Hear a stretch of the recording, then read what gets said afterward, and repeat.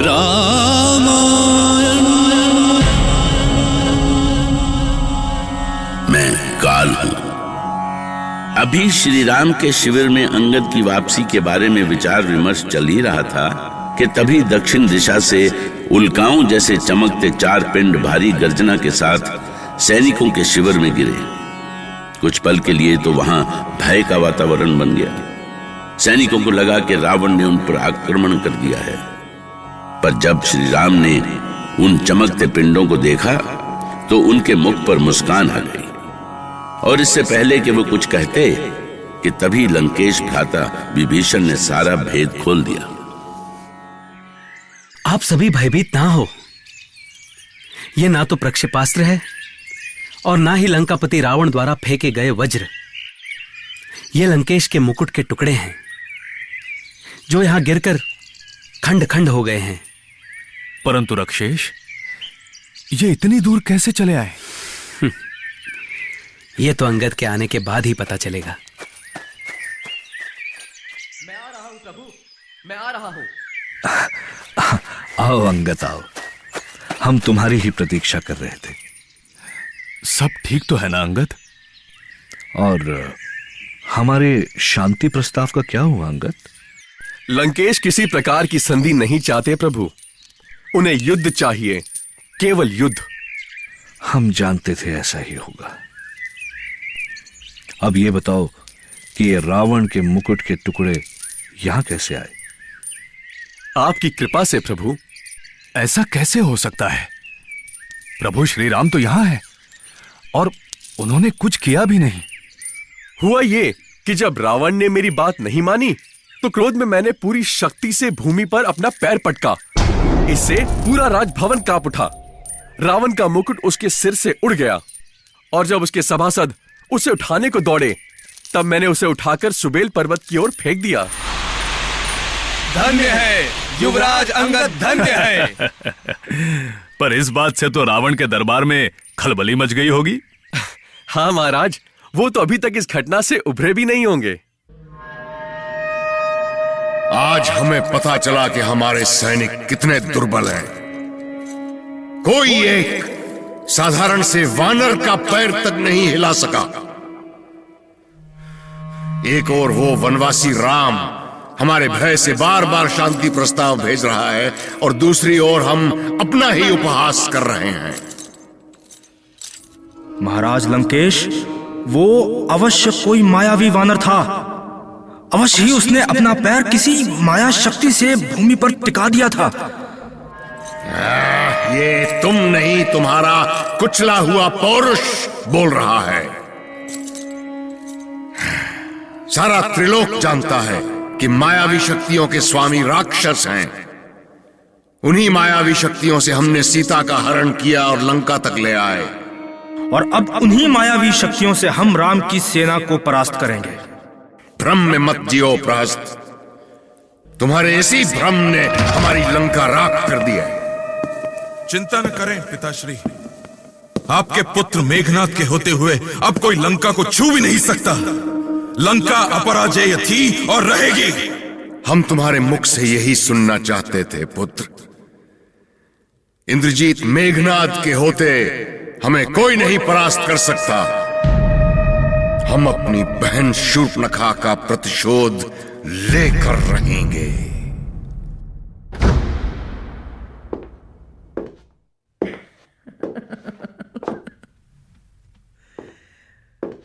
इस खेल में मेरी विजय होगी शर्मा भाभी। केवल और केवल शूर्पणखा की विजय। आप तनिक भी चिंता ना करें भाभी। भैया विभीषण एक महाशक्ति के साथ हैं। उस महाशक्ति के साथ जिसे मैंने अपने पति के रूप में वरण किया है। किंतु तुमने ऐसा क्यों किया शूर्पणखा? लंकेश तो तुम्हें अपने प्राणों से बढ़कर मानते हैं, फिर जानबूझकर उनके विनाश का आयोजन क्यों किया तुमने? बताऊंगी, अवश्य बताऊंगी, पर क्या उससे पहले आप ये बता सकती हैं भाभी कि भैया विभीषण ने लंकेश का साथ क्यों छोड़ा। ये तो पूरी लंका जानती है कि मेरे पति विभीषण और लंकेश के विचार एक दूसरे से नहीं मिलते। मेरे पति कभी अनीति का समर्थन नहीं कर सकते, इसीलिए वो श्री राम के साथ हो गए। जहां नीति है, धर्म है। उनके तो केवल विचार ही आहत हुए थे भाभी। मेरी तो दुनिया ही उजाड़ दी लंकेश ने। मैं कैसे भूल सकती हूँ कि वो मेरे पति का हत्यारा है। मेरे हृदय में प्रतिशोध की अग्नि उसी समय से जल रही है भाभी। आपको नहीं पता भाभी कि वो केवल मेरा पति ही नहीं, मेरा सब कुछ था, सब कुछ। मुझे अभी भी स्मरण है।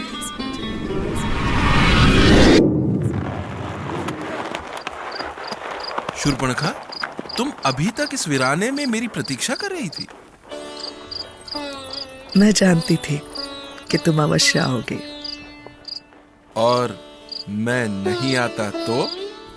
मेरा विश्वास मुझे कभी धोखा नहीं देता। ओह, इतना विश्वास? ये विश्वास मुझे तुम्हारे प्रेम ने ही दिया है। आओ, चलो कहीं चलते हैं। पर कहाँ? महल में तो जा नहीं सकते, फिर कहाँ चलेंगे? इतनी रात में मिलने का और कौन सा स्थान हो सकता है? जब तक तेरा भाई रावण है, तब तक तो मैं महल में नहीं जा सकता। उससे डरते हो? नहीं, वो बहुत स्वार्थी और ढोंगी है। उसकी दृष्टि मेरे राज्य पे लगी है, और फिर हमारी राक्षसों से शत्रुता भी रही है। विभीषण की पत्नी सरमा से अपनी प्रेम कथा कहती शूर्पणखा बहुत भावुक हो गई।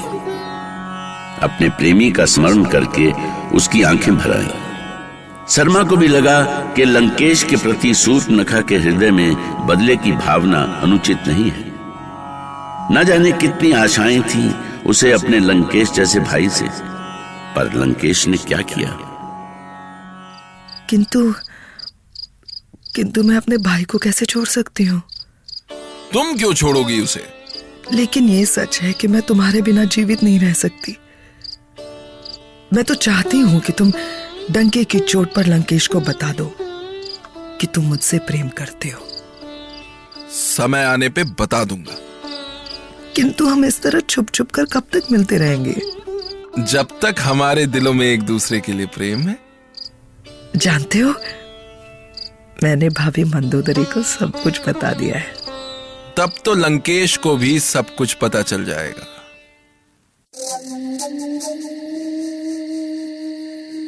रक्षेंद्र, मुझे आपसे कुछ बातें करनी है। क्या मेरी भार्य मंदोदरी को मुझसे बातें करने के लिए अनुमति की आवश्यकता है? वैसे किस संबंध में बात करनी है? शूर्पणखा के संबंध में। कोई चिंता की बात?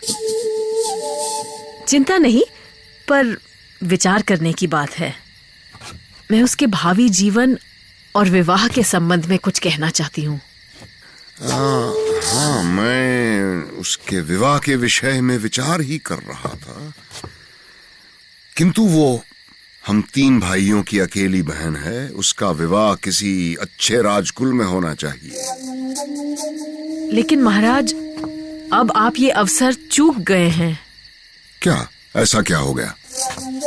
वो किसी से प्रेम करती है स्वामी। प्रेम? कौन है वो? अश्मपुरी का सरदार विद्युजीव।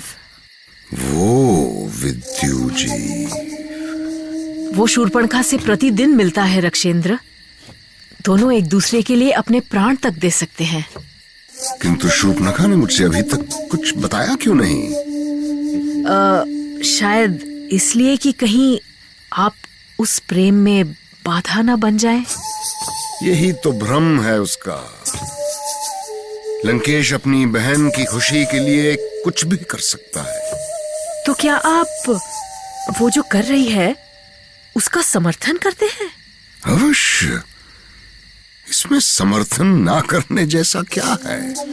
किंतु मैं नहीं चाहती कि ऐसा हो। शूर्पणखा अभी उतनी सयानी नहीं हुई है कि प्रेम के उचित और अनुचित को समझ सके। और फिर विद्युजीव चोर की तरह इस लंका में रहता है। क्या आप चाहते हैं कि शूर्पणखा का होने वाला पति एक चोर हो? मैंने उसे कभी देखा तो नहीं है, पर इतना अवश्य जानता हूं कि अश्मपुरी में उसके बहुत समर्थक हैं। वो एक होनहार युवक है, आखेट उसे बहुत प्रिय है, और सबसे महत्वपूर्ण ये है कि शूर्पणखा उसे चाहती है। इसका अर्थ है शूर्पणखा कि लंकेश विद्युजीव के साथ तुम्हारे विवाह के लिए सहमत थे? हाँ भाभी, वो अपनी राजनीतिक लालसा पूरी करने के लिए मेरा विवाह विद्युजीव से करवाना चाहते थे। इसमें कौन सी राजनीतिक लालसा हो सकती है? वो चाहते थे कि मेरा विवाह विद्युजीव से करा के वो उसके राज्य को हड़प कर लंका का विस्तार कर सके। किंतु इसमें बाधा क्या थी? मेरा पति विद्युजीव बहुत स्वाभिमानी था भाभी। वो पहले ही जानता था कि लंकेश को केवल अपनी सत्ता से मोह है, और इसके लिए वो किसी भी सीमा तक जा सकता है। मुझे दुख तो इस बात का है भाभी कि मैं उनकी चाल कभी समझ ही नहीं सकी, वरना मैं उसी समय सावधान हो जाती जब उन्होंने पहली बार मुझे विवाह के संबंध में बात करने के लिए बुलाया था।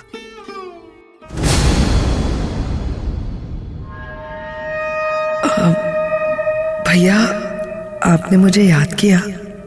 हाँ बहन, तेरे कल्याण के लिए ही याद किया है। क्या कोई विशेष बात है? हाँ, आज मैं तुझसे तेरे प्रेम जीवन की बात करना चाहता हूँ।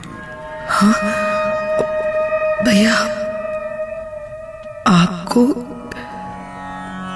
भ्राता रावण के मुख से अचानक प्रेम की बातें सुनकर शूर्पणखा चौंक गई। वो समझ नहीं सकी कि लंकेश उसके प्रेम पर पहरे बिछाना चाहता है या उसे समर्थन देकर उसका विवाह करना चाहता है। वास्तव में शूर्पणखा अपने भ्राता लंकेश के छल से पूरी तरह अनजान थी। रावण ने शूर्पणखा को भरोसा दिलाया और वो आश्वस्त हो गई। रामायण